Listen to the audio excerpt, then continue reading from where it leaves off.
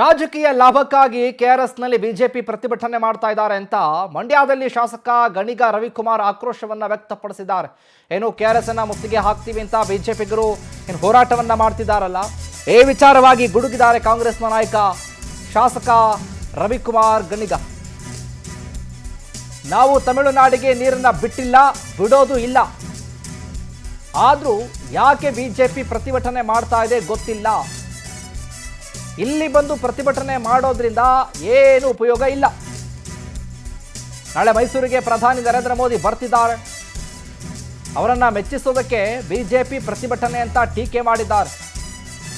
ವಾಸ್ತವ ಸ್ಥಿತಿಯನ್ನ ಪ್ರಧಾನಿಯವರಿಗೆ ಮನವರಿಕೆ ಮಾಡಿ ಮಂಡ್ಯದಲ್ಲಿ ಶಾಸಕ ಗಣಿಗ ರವಿಕುಮಾರ್ ಆಕ್ರೋಶವನ್ನ ವ್ಯಕ್ತಪಡಿಸಿದ್ದಾರೆ. ರಾಜಕೀಯ ಲಾಭಕ್ಕಾಗಿ ಕೆಆರ್ಎಸ್ನಲ್ಲಿ ಬಿಜೆಪಿ ಹೋರಾಟವನ್ನ ಮಾಡ್ತಾ ಇದೆ ಅಂತ ಗುಡುಗಿದ್ದಾರೆ. ಅವಶ್ಯಕತೆನೇ ಇಲ್ಲ, ನಾವು ನೀರನ್ನ ಬಿಡ್ತಾನೂ ಇಲ್ಲ, ಬಿಡೋದು ಇಲ್ಲ. ಇಂಥ ಸಂದರ್ಭದಲ್ಲಿ ಬಿಜೆಪಿಗರು ಬೇಳೆ ಬೇಯಿಸ್ಕೊಳ್ಳೋದಕ್ಕೆ ಬಂದಿದ್ದಾರೆ ಅಂತ ಗುಡುಗಿದ್ದಾರೆ. ಕೇಂದ್ರ ಸರ್ಕಾರ ಕರ್ನಾಟಕಕ್ಕೆ ಕಿರುಕುಳ ಕೊಡೋದನ್ನ ಬಿಟ್ಟು ನಾವು ಒಕ್ಕೂಟ ವ್ಯವಸ್ಥೆ ಒಳಗಡೆ ಇದೀವಿ. ಕರ್ನಾಟಕನೂ ಒಂದು ರಾಜ್ಯ, ತಮಿಳುನಾಡು ಮಾತ್ರ ಅಲ್ಲ.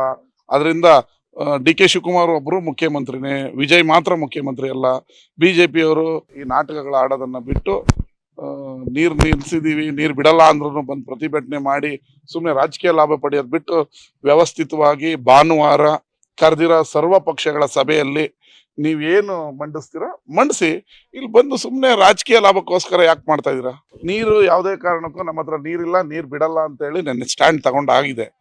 ನೋಡೋಣ ಸುಪ್ರೀಂ ಕೋರ್ಟ್ಗೆ ಹೋಗ್ಬೇಕಾ, ಏನ್ ಮಾಡ್ತಾರೆ ಅನ್ನೋದನ್ನ ಭಾನುವಾರ ಸರ್ವ ಪಕ್ಷಗಳ ಸಭೆಯಲ್ಲಿ ಮುಖ್ಯಮಂತ್ರಿಗಳು ಮತ್ತೆ ಸಂಬಂಧಪಟ್ಟ ಸಚಿವರು, ಅಧಿಕಾರಿಗಳು ಇದರ ಬಗ್ಗೆ ಗಮನ ಹರಿಸ್ತಾರೆ.